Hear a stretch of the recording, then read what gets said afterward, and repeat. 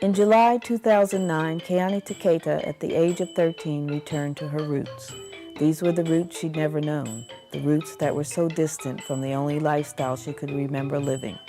Adopted at the age of 2 from poverty in Cambodia to an upper-middle-class family in Honolulu, Hawaii, Keani was a stranger to the place where she was born.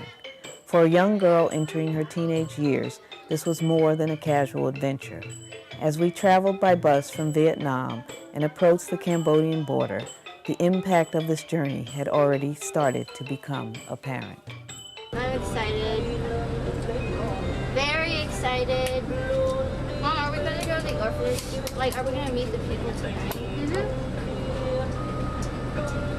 Yeah, homeland. The orphanage in Cambodia where Keani lived no longer exists. But her mother thought it was important for her daughter to experience the life of a Cambodian orphan, so she arranged for Keani to stay at the Future Light Orphanage of Worldmate outside of Phnom Penh. On our arrival, Keani was surrounded by children just like her.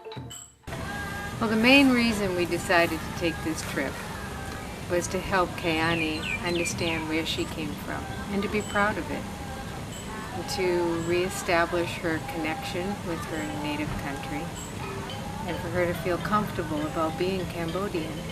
She's an American now, but she's also a Cambodian. The second reason was for me. It was for me to come here and to be with her here, be her mom here, but also be her mom back in the States. The children of Flo were fascinated and curious about this American Cambodian girl and her gadgets, but from the beginning they embraced her warmly. For the next several days, life in a Cambodian orphanage unfolded for Keani with all of its activities, sights, and sounds.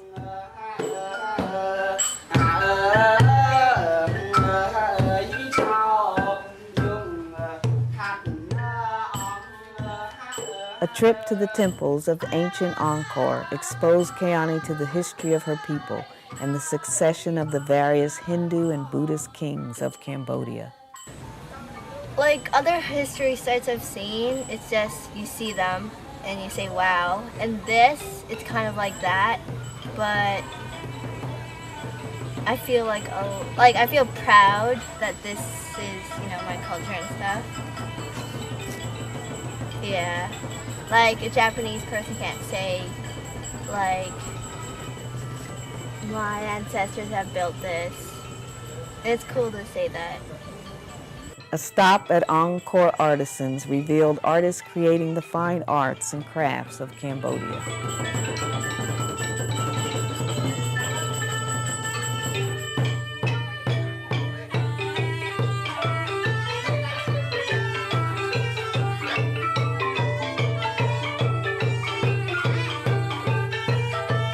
For all of us experiencing a new culture, it can be both exhilarating and sometimes stressful.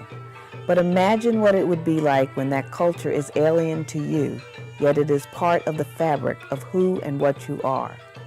And you're only 13. As time wore on, it began to take a toll. We went to that water pond, and like a whole bunch of them came, and they're all like talking like weird. I couldn't understand them at all. Then it went all weird. And like they're all staring and stuff. Ugh, I hate when they stare.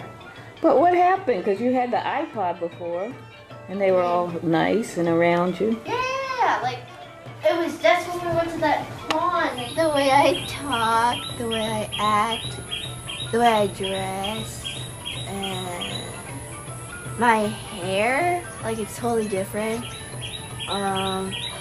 And sometimes the way I think. It's not easy being green, but it could be just a matter of perception. She's more smart than us. At the first time, I think she's a little bit different. But actually, if I know her much, I think that she may not too much different from Cambodian girl. And she kept me like sister and good friends. I love her. The days went quickly and our trip came to an end. It was time to return to Honolulu. every day it got better. Every day we became closer, more comfortable, more real with each other.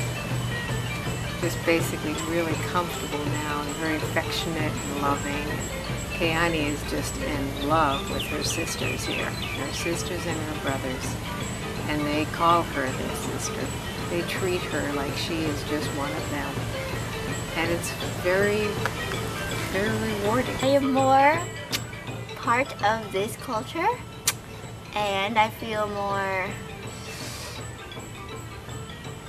in with my people. Keani now knows where her life began and a lot more about who she is. I mean, I want her to remember about Cambodian culture because, I mean, before she's also stay in Cambodia, but she just moved to America because Cambodian culture is the most important things. She'll know that she has two cultures. She'll know that she's not going to be isolated from her Cambodian culture, that they're not going to look at her as an outsider. Like, it was one of the things that just hit me is when we all had to buy tickets to go to Siem Reap, to go to Angkor Wat, to go to the monuments, and they just took one look at her and they said, "You're Cambodian."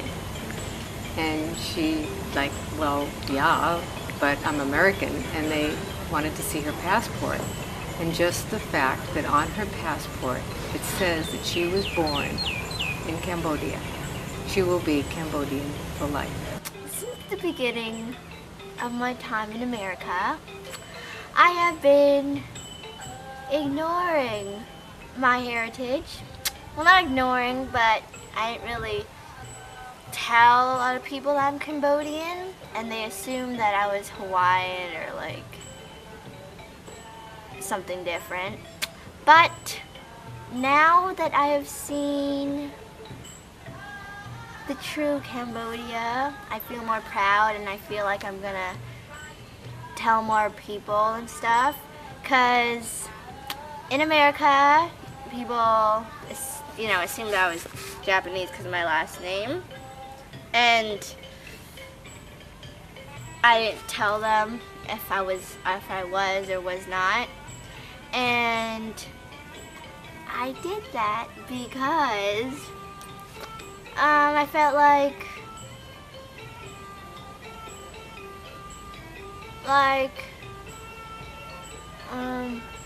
I was not really different, but like I was the only one that's Cambodian stuff. And so in America there's all these like Japanese and Chinese people, and I didn't really talk about my heritage that much, except to my best friends.